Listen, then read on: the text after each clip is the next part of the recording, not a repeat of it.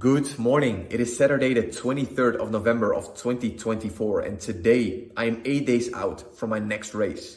This race will take place in Madrid on December 1st. It is not a marathon, it's not a half marathon. Yesterday I've been invited by Mapoma to run my next race, which is a 10K run in Madrid on December 1st. And this is a run for the victims of the Dana floods in Valencia, which happened 2-3 weeks ago.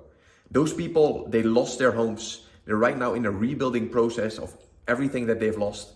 And this is, of course, the perfect opportunity for me to help those people and do that with something that I love, which is running. And that purpose behind it is making it even more beautiful. So inside this video, I will go over the workout that I have in front of myself today, my pre-fuel run, post-fuel run, my lunch and dinner, and the expectations that I will have for this run, which will take place in 8 days from now, on December 1st of 2024 in Madrid. So what is this race about? This is a solidarity race for the victims in Valencia, which we will run in Madrid. There will be around 7,000 participants, and you have either the option to run a 10K, a 5K, or a march of 2K. So this is basically the email, the website I've been referred to, which I could basically also sign myself up, which will take place, as I said, on November 1st. You can either run a 10K, a 5K, or a march with your entire family for a 2K. We will start at 9 for the 10K and 5K, and the march will start at 10:45, which is 1 hour and 45 minutes later. This will take place in Paseo de Recoletos, which is a very famous spot in Madrid, which I also started the marathon earlier this year. 5,000 participants, and the price to basically enter this was 12 euros.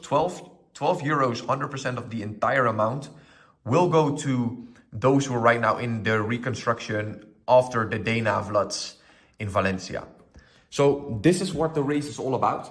And I'm just super excited to race it. I will spend my entire weekend in Madrid. So it's going to be very, very exciting.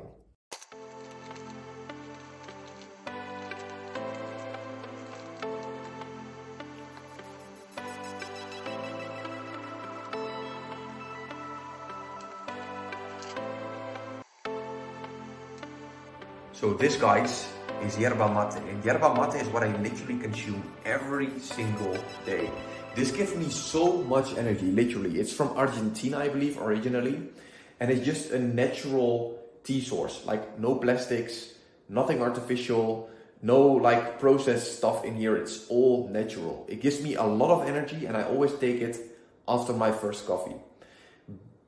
Before, let's say, my pre-run fuel, I always consume this because it's just very well on the stomach. And after that, of course, with my pre-run fuel, I always take a carbohydrate source in order to perform at my highest level. I take an electrolyte source, 2 dates, 2 kiwis, and of course, glyphosate-free honey before I actually start the workout. So that's my pre-run fuel. And the carbohydrate source, as I've literally tried everything that you can imagine on the market, is cluster dextrin. This is the only source of carbohydrates which won't give me that bloating, that stomach pain, that like gassing, all of that like things that you don't want during your workout, based on cheaper carbohydrate sources. So cluster dextrin is also that what I will include for my brand products, for my supplement based on the endurance supplement, will be completely based on cluster dextrin. So this is my pre-run fuel, and after that we of course have the first real whole food meal of the day, and which is my lunch. So in my pre-fuel stack for the run, I always take 2 kiwis lately, and it's been working pretty well. Besides that, I always take 2 dates, just give me a lot of carbs, and also natural sugars that help me a lot.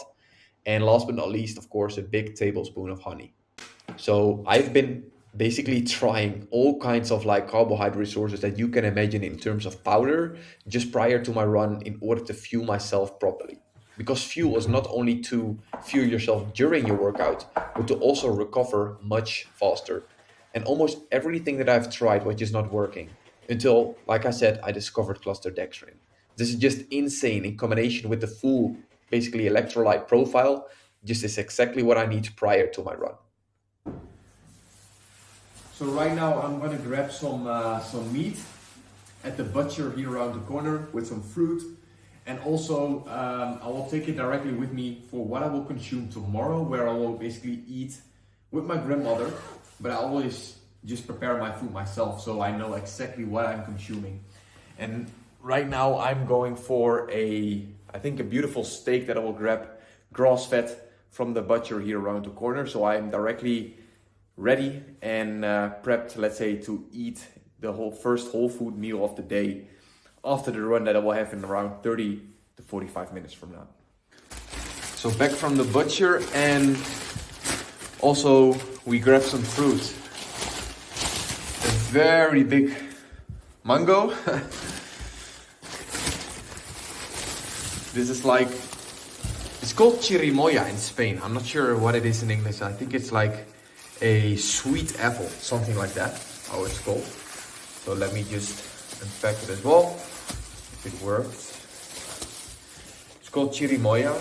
It's a very, very tasty fruit with a lot of carbs and natural sugar. It's called, I think it's a sweet apple, something like that, or sugar apple, something like that it's called in English, two of them. And then of course the big game. Oh wait, we also have an avocado, garlic for the steak, because we have a beautiful, beautiful steak to go down today. And with that I also grabbed some in here, some more beef for either tonight or tomorrow. We'll just make like a beautiful bowl. So in here you will see it as well. I can either make beef mince of it. As you can see, like 300 grams of some more beef. And this is what will go down after the run, which is absolutely insane. Like, I love this. I can eat this every single day. It's like 500 grams of beautiful grass-fed beef steak, what I will just consume after the run. This is like literally what I can eat every single day, to be honest. This is beautiful. This is what we will eat after the run, with of course some fruit, 4 whole eggs, which I will lay down all right now. So I'm completely ready to consume after the run. And let's run right now, so we don't have to wait any longer for to consume this as well.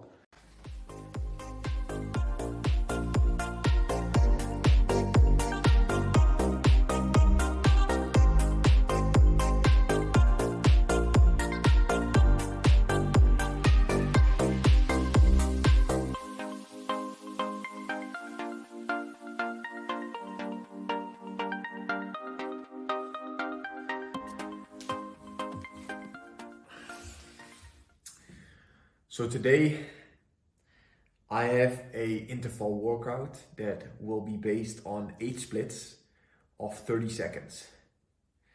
And these 8 splits of, let's say, 8 intervals, how you want to call it, are super, super intensive.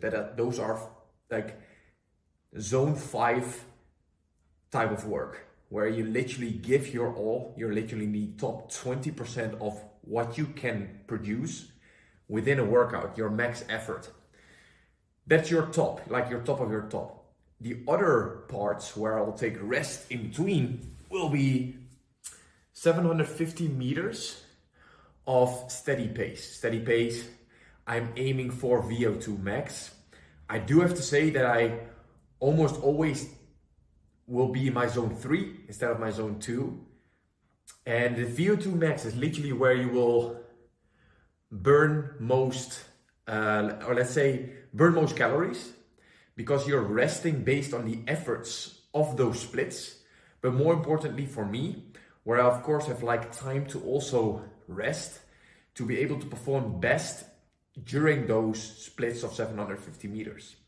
So besides that, those, let's say 750 meters in between is really where you will build your base, your literally where your cardiovascular will be improving, because within those rests you will have your body, let's say, acclimate to the level of normal running, where you can then of course max out again in your zone 5 type of work, which I will do in the other 8 times of 30 seconds splits, right? So that's exactly where I will focus on today. I wanted to do a bigger effort today with the 10K fast and then 4 times 750 meters splits, or let's say intervals afterwards. But as I will have my race next week, I will do a little bit less effort, but just enough to basically do the work that I want to do today. And on Wednesday I have my, let's say, 16 to 20K run, and then I will take my rest until Sunday in order to be able to perform at my max. So like literally a 7-day or 8-day, let's say rest period, so I can give my all on race day. So it's time to lace up my shoes, and I have 2 types of shoes that I always run with. These ones, when I turn these ones on, that means it's game day. These shoes are literally telling me, okay, now it's time to give your all. As it's like having a carbon plate, I can run much faster with it. And these are the exact shoes where I ran my first marathon with as well. My first marathon. My first marathon I did in 3 hours and 18 minutes. I did it together with my brother. It was an amazing experience. The entire prep went insane. And my next marathon will be even better for sure, because I know what I've done, I know what I've done wrong, and what I will improve on to do for the, let's say, the next marathon that will come up. Probably somewhere around April or May of 2025.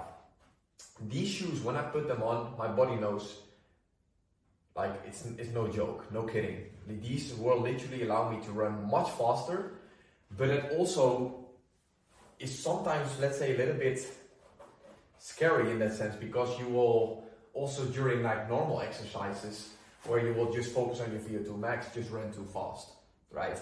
But that's also why I bought like a second pair of shoes right now, in order to, let's say, focus on lighter work in terms of efforts as well with the shoes that I will have besides these, which are right now Essex, Nova Blast, or no, Super Blast 2 or 3, I guess it is. And those are, let's say, a little bit heavier, as these are super lightweight, literally like they're like clouds. The other ones are just, let's say, a little bit more heavy. And that also directly tells me, okay, now it's time to just focus on building that cardiovascular, right? Just slow pace, you don't need to go too fast. That is way harder than literally focusing on the max efforts, because the max efforts, you know what you need to do. You need to go all in. On the slower pace workouts, I literally have a hard time to keep, let's say, that slow pace, that slow rhythm on, because I always run too fast. And that is the biggest mistake that most runners make, that they run their slow pace workouts just too fast. But on the other side, when you have those big efforts, you need to go all in. And that's why you literally cannot hold back. So with these shoes, I know it's game time, I know it's game day, and that's exactly what we're going for today. So right now, my 5 minutes warm up before the first split of 30 seconds of high intensity. To be honest, a lot of wine today, a lot of air, but that makes it of course more challenging. Room to grow. Let's get it. Fast for 30 seconds.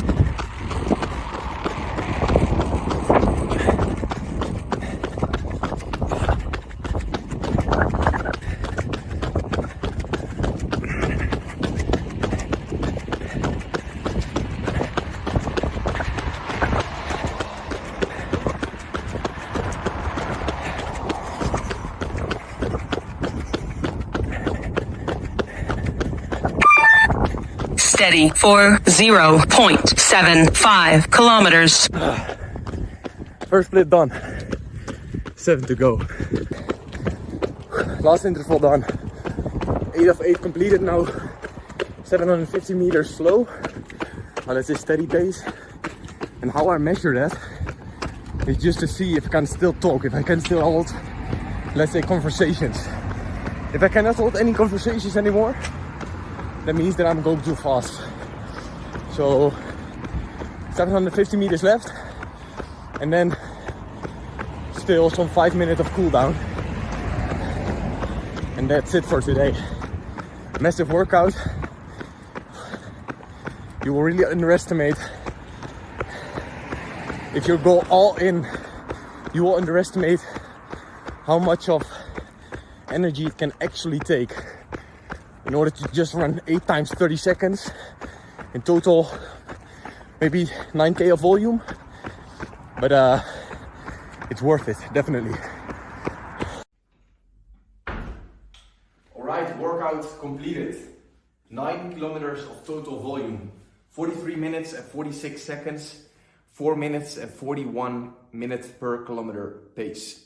I will also take a screenshot of it and I will put it down somewhere here in the screen. But let's go over the splits. Of course, that's most important, as it was a workout for intervals. So the first 5 minutes and 9 seconds average pace. Then we have the first split. 3 minutes 34, 3 minutes 9, 2 minutes 36, 2 minutes 56, 3 minutes 11, 3 minutes 10, 3 minutes 5, 2 minutes 35. All those splits were of course measured in a minute per kilometer pace. So the last one was a 2 minute and 35 second fast pace. And I have to admit something. For the last interval, the last one that I needed to do, I wanted to film it. And I ran literally like besides a, I just started talking Dutch here. I was literally running besides a soccer field, people playing football, soccer, however you see it. And I just stopped filming. I felt very, very uncomfortable, to be very honest. As this is completely new for me, I did not expect that I was filming myself and I became like so uncomfortable that I just stopped filming. So the last split, I haven't even filmed myself, even though I wanted to. So the last one that you saw, the one that I stopped, that was the last 750 meters before getting into the cool down. But I wanted to film a video and I just stopped. I felt so uncomfortable. So I think that's part of the process. But in a few years from now, I will look back to this video. I will literally laugh very, very hard, I think. Because getting so uncomfortable that I just didn't want to film myself where people were around me. That's something I've never done before, never felt before. But that's what happened. So overall, getting back to the workout, very, very happy. Right now it's time. It's 2 p.m. Exactly 2 p.m. right now. Or 1 p.m. 58. And it's time to get that steak in because I'm very hungry now.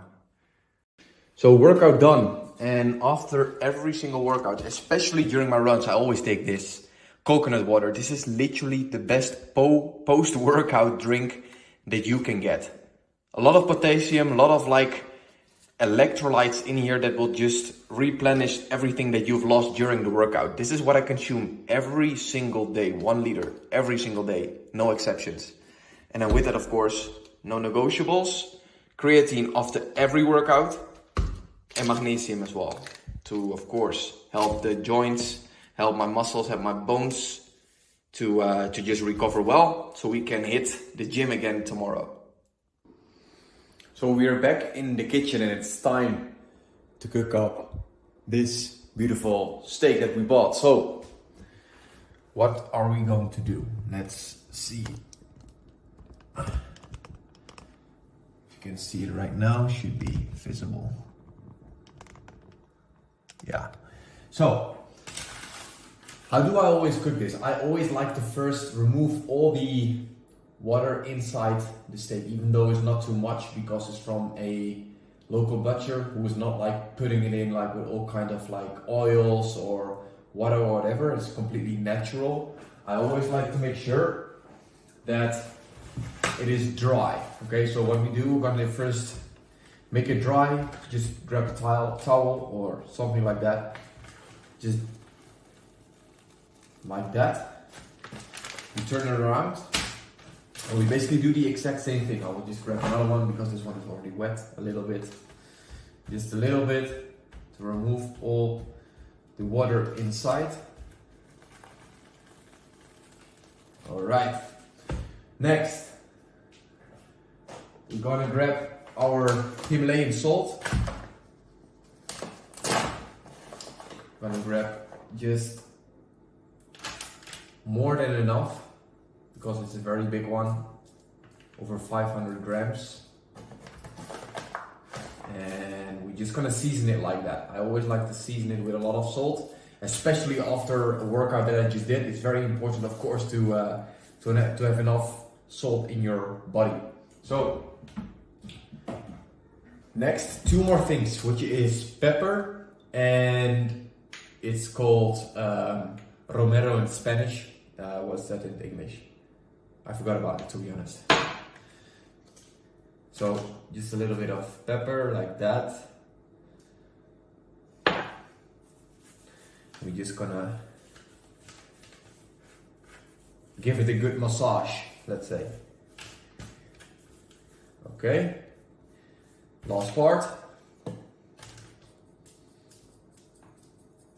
Like that. Okay. So first part done. Now we're gonna do the exact same thing for the other side as well, of course. Oh, like that. Salt.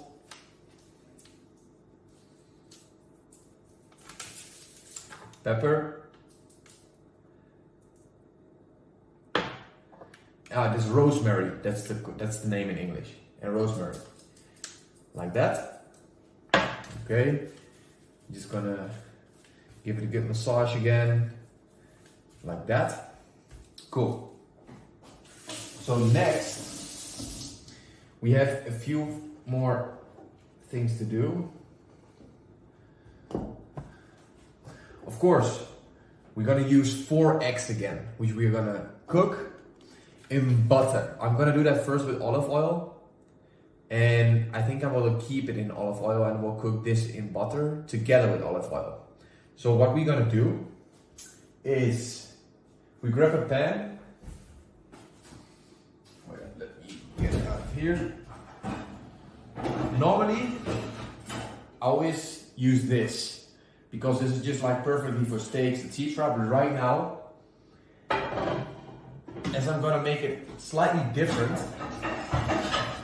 I'm gonna add it in this pan and the eggs in another one, because we're also gonna throw in half a garlic, and with that we're gonna cook it in butter. Okay, so put the pans in here.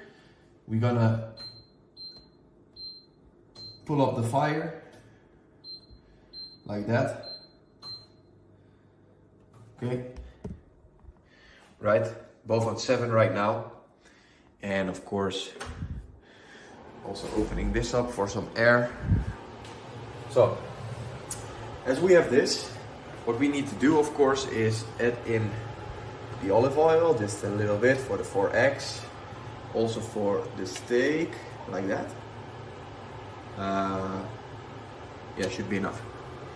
And what we're gonna do then, like I said, we're gonna grab our Kerrygold butter. This is insane.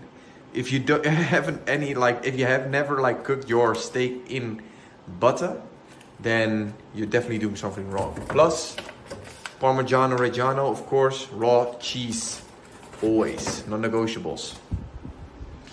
Cool. So we paste that down here, and as you can see right now, it's just heating it up. So what we're gonna do in the meantime is just grab all the rest together, just cleaning this up, of course. That. And I'm gonna grab a pan, like a plate. I can also put it down in here, like normally I always take this board just to place the steak and everything on there. I just eat on it, to be very honest. But today we're gonna use just like a normal plate. I think this is not the right size, to be honest, so I'll grab a bigger one. This one. Okay, so in the meantime, it's getting hotter, so that's great. So what do we need to do? We're gonna grab the butter. We're gonna grab the knife. We're already gonna prepare some things so we don't need to do that afterwards. Like that. This is around, let's see, maybe 10 grams of butter that I always use for my steaks. I just love butter, to be honest. Okay, it's getting warm now. I already gonna add in the eggs because I would love to just cook it on low fire. Okay, like that. Oh, we got shells. Okay.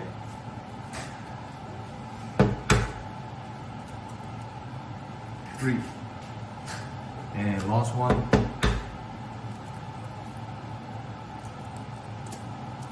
Oh, fuck.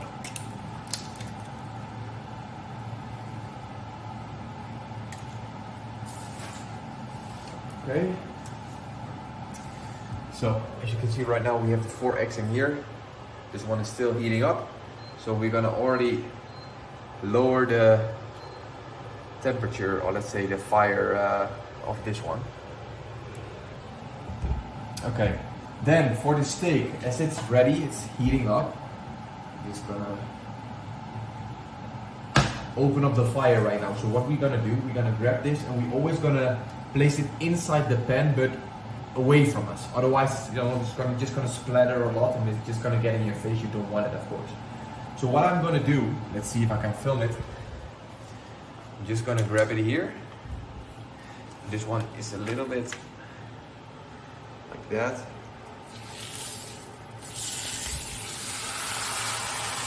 So, okay, now we're just gonna lower the fire for this one as well.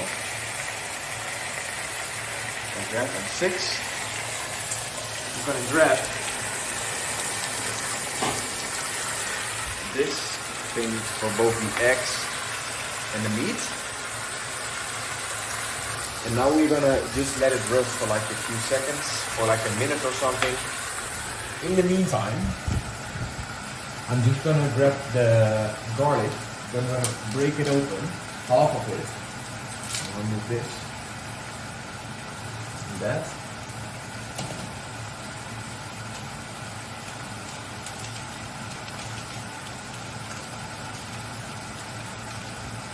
Okay, I'm just gonna add it in here. So I'm just gonna add it all in there, all the garlic. I'm just gonna let it sit, like literally. Don't do anything with it. Okay? Now it looks like this. And in a second, we're also gonna add the butter in here to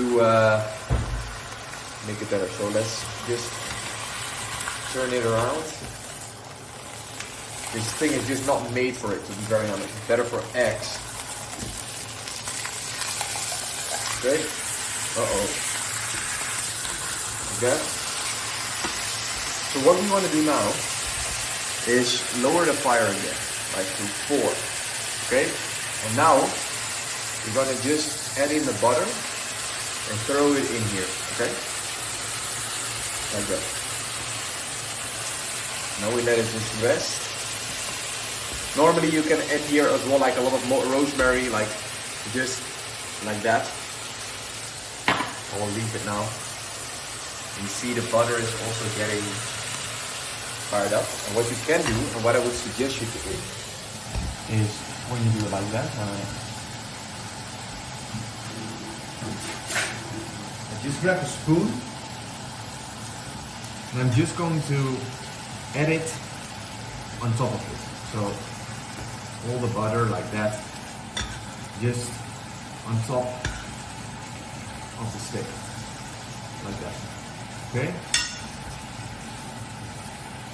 This is perfect.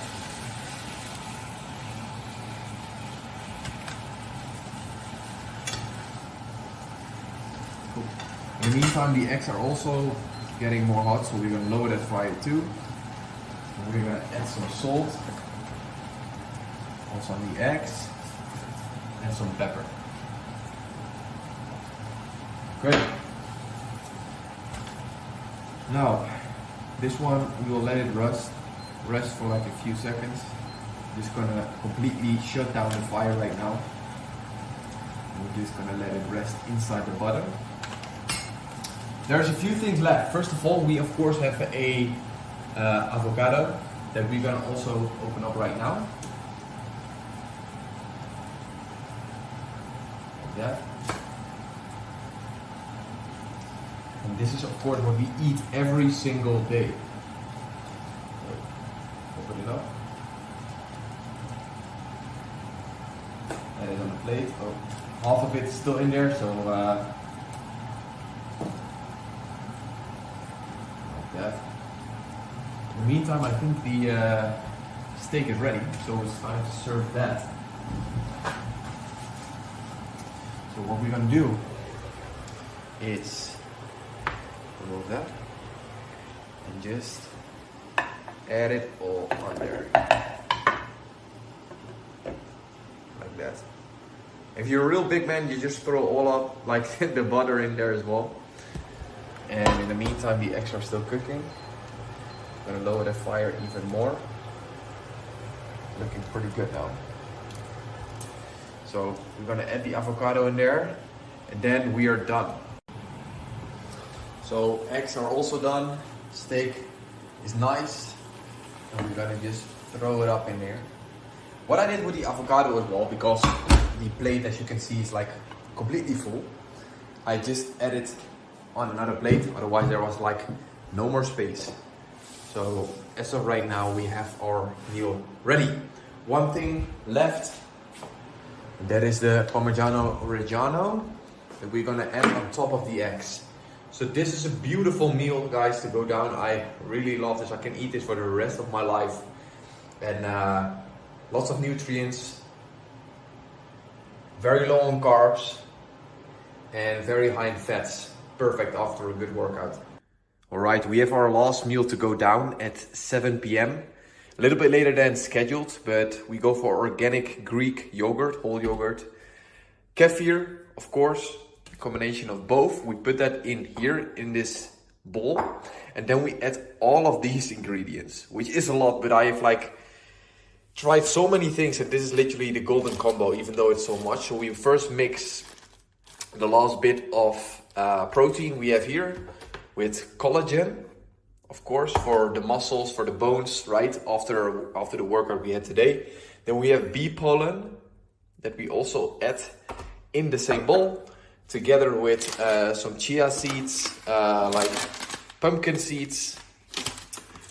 These are hemp seeds. Then we have honey, of course, in the very end. In the meantime, we have some dates that we put in, like 2 dates with, basically some more nuts, walnuts, almonds, walnuts, and goji berries. But the golden recipe of this entire bowl is this egg, truly. If you have never tried this, just basically throw away the egg whites and use the basically just the orange part of it. Use it, mix it up. It tastes amazing. And yeah, the yolk itself is just like the flavor as well, like it literally makes it off. And at the very end, we put in some frozen berries with some frozen blueberries as well, which will basically top off this insane bowl, which I will show you guys in a second. But the very last thing that I forgot, by the way, of course, is some more of this, right? So that's the entire bowl we're gonna create, and I will show you guys in a second how it's gonna basically fill up this entire huge bowl.